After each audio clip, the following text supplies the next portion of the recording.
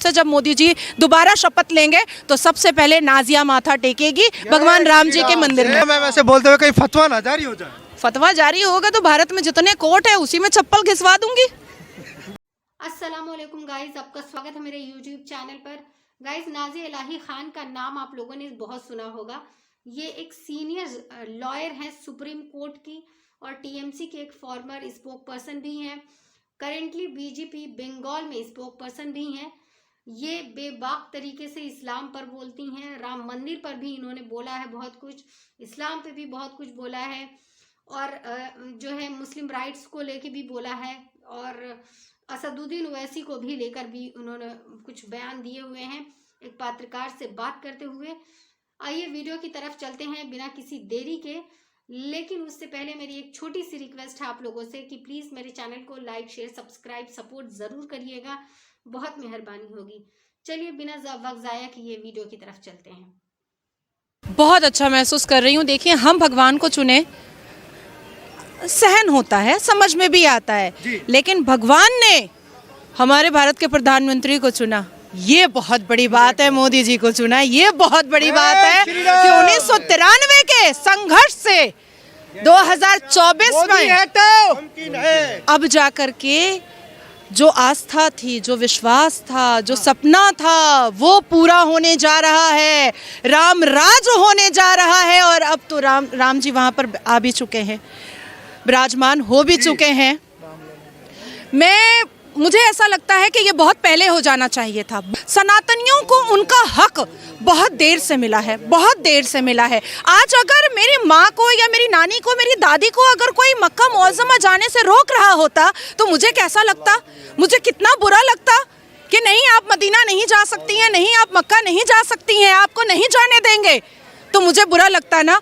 तो कितने साल आप लोगों ने इंतज़ार किया, कितने साल इंतज़ार किया। कभी कभी सोचती हूँ तो आंखों में पानी आ जाता है कि ना जाने कितने महंतों ने और संतों ने अपनी जान गंवाई, कितने राम के भक्तों ने अपनी जान गंवाई, तब जा कर के आज इतने लोगों को ये दिन देखने को मिल रहा है। और भगवान राम सिर्फ सनातनियों के नहीं है, भगवान राम हम जैसे शिक्षित और इस राष्ट्र और इस भूमि से मोहब्बत करने वाले मुसलमानों के भी हैं।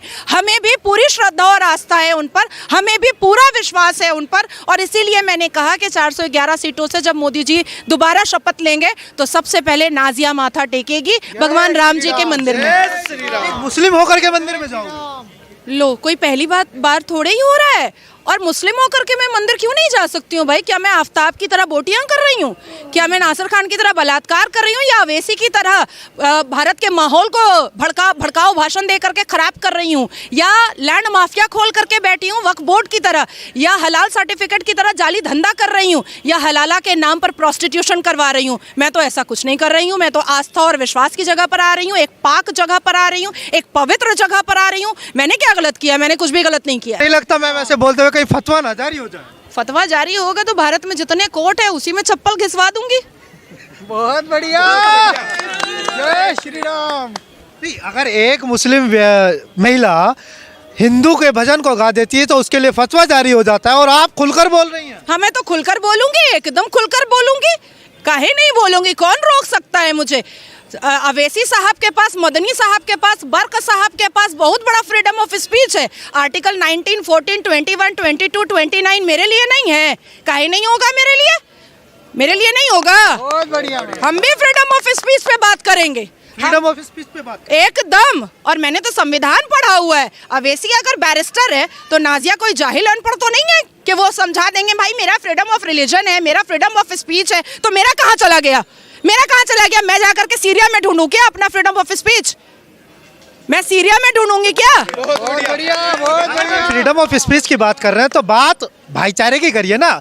ये तो कहीं ना कहीं बोल रहे हैं कि धर्म के नाम पर, मंदिर मस्जिद के नाम पर बार बार माहौल खराब होता रहा है। चलिए भाईचारे की बात करते हैं। हाँ जी। ज्ञानवापी दे दो बिना लड़े। बहुत बढ़िया। भाईचारे की बात करते हैं, भाईचारे की बात करते हैं ना। सनातनी बेटी श्रद्धा की बोटियां करके आफ्ताब को फिर ससुराल भेज दिया गया, जेल। हमारे और आपके टैक्स के पैसे पे उसको दामाद बना करके रखा गया जेल के अंदर। कटवा दो, औजार बना दो नामर्द, क्योंकि इस्लाम तो यही कहता है। इस्लाम तो यही कहता है ना कि बलात्कारियों को नामर्द बना दिया जाए। सऊदिया का कानून भी यही कहता है और हमारे अल कुरान 30 पारा भी यही कहता है कि अगर कोई भी मुसलमान मर्द ज़िना करता है तो उसको नामर्द बनाया जाए। बनाओ, मैं लिस्ट दे देती हूँ बलात्कारियों का, मुसलमान बलात्कारियों का। आपने ज्ञानव्यापी की बात की कि ज्ञानव्यापी दे दो, भाईचारे की बात करेंगे, शुरुआत करेंगे, करते हैं शुरुआत ना। ओवैसी साहब ने कहा था कि 1991 का जो वर्शिप एक्ट है उसका उल्लंघन है ये। क्यों वहाँ पर पूजा नहीं हो रही थी? 1717 से वहाँ पर पूजा हो रही है। जयपुर के महाराजा जी ने जब वहाँ पर चबूतरा बनवाया था, चौकी रखी थी, वहाँ से लेकर के 1858 में पहला मुकदमा दायर हुआ था। 1885 में फैजाबाद कोर्ट में सीरियल नंबर 68 केस गया था और उसके बाद से लेकर के सर्वोच्च न्यायपालिका में जब 2 डेकेड लड़ाई निर्मोही अखाड़ा के साथ और वीएचपी के साथ जब हो रही थी, तो ये लोग क्या अपने मुंह में लेमन जूस लेकर बैठे थे? All India Muslim personal law board लड़ करके क्यों नहीं जीते? लड़ करके क्यों नहीं जीते? सबूतों के आधार पर क्यों नहीं जीते? जब आचार्य जी ने 441 वेदों और ग्रंथों के सबूत रखे थे मुसलमान जज के सामने, तब उसको क्यों नहीं काट पाए?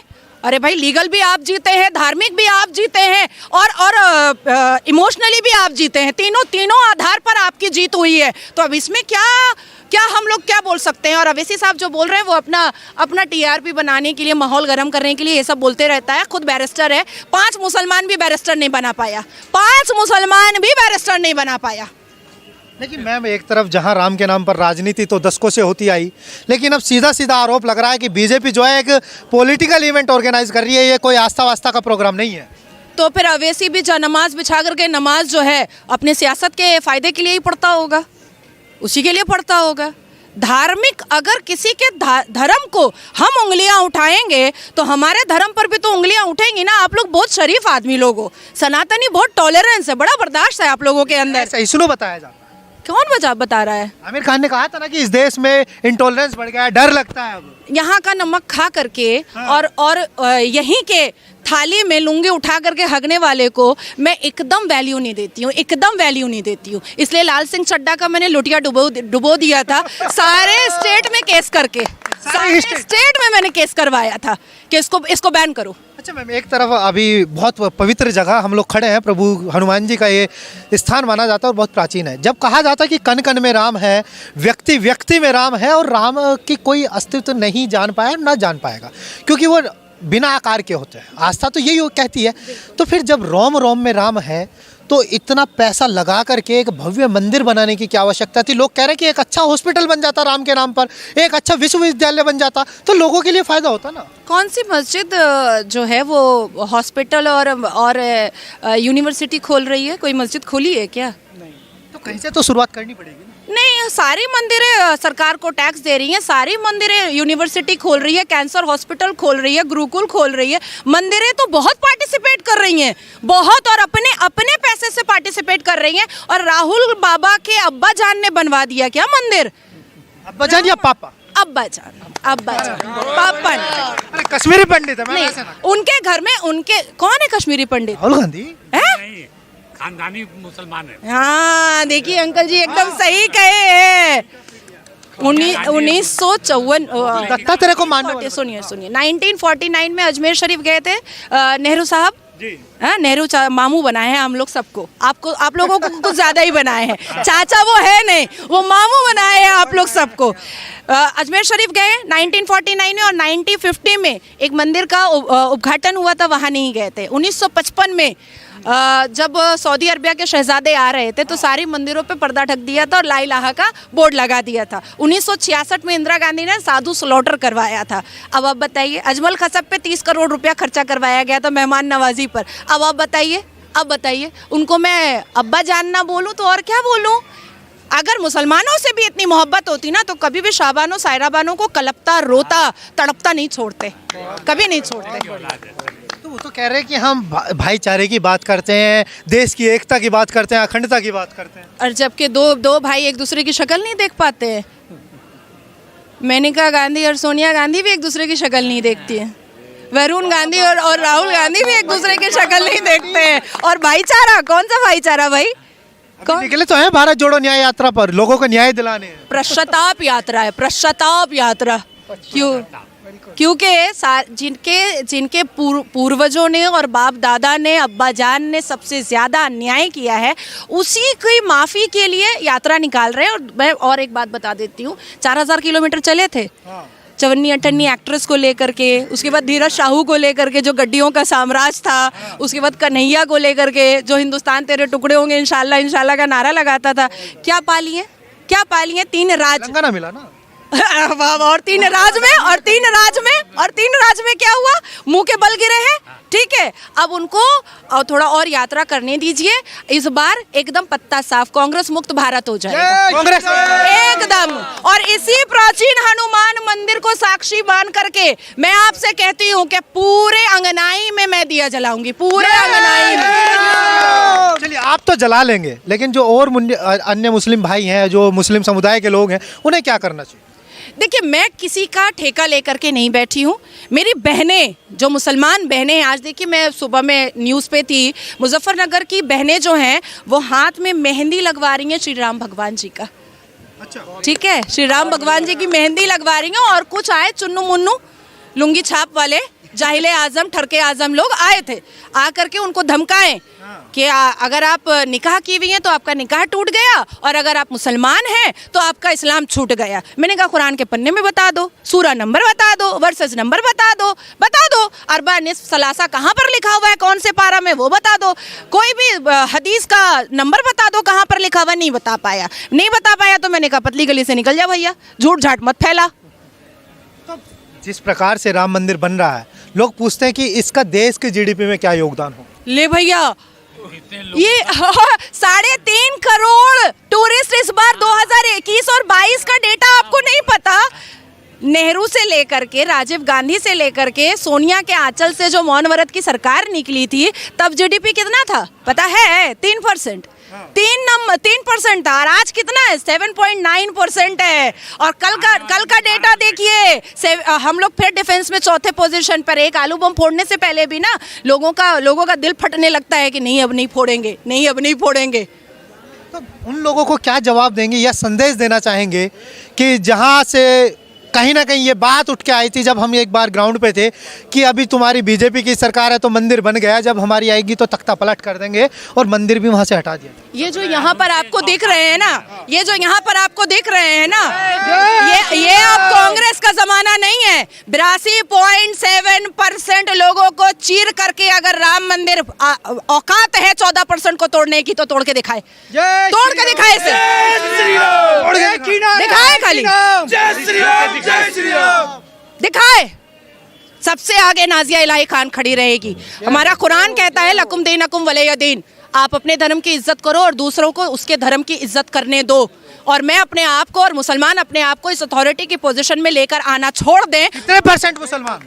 अरे एक्चुअली में 6% मुसलमान जो सुन्नी मुसलमान है ना, वही पाकिस्तानी दिमाग है, बाकी और कोई पाकिस्तानी दिमाग नहीं है, बाकी सब लिबरल है, और मैं हाथ जोड़ करके बोलती हूँ सुन्नी मुसलमानों को, दे दो राहुल बाबा को वोट दे दो, तुम्हारे वोट की ज़रूरत नहीं है हम लोगों को। हमारे पास है पारसी मुसलमान है, हमारे पास यहूदी मुसलमान है, हमारे पास देवबंदी मुसलमान है, हमारे पास 71 फ़िरका मोदी जी को बहुत पसंद करता है। 72वां जो फ़िरका आता है सुन्नी समाज, वो उसके अंदर डिक्टेटरशिप बहुत ज़्यादा है। लेकिन तानाशाही का आरोप मोदी पर लगता है।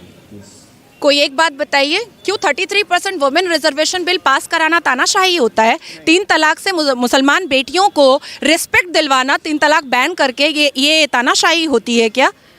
देश के जीडीपी बढ़वाना ये तानाशाही होती है क्या? मालदीव्स को 3 फोटोग्राफ से उसकी औकात याद दिलाना ये तानाशाही होती है क्या?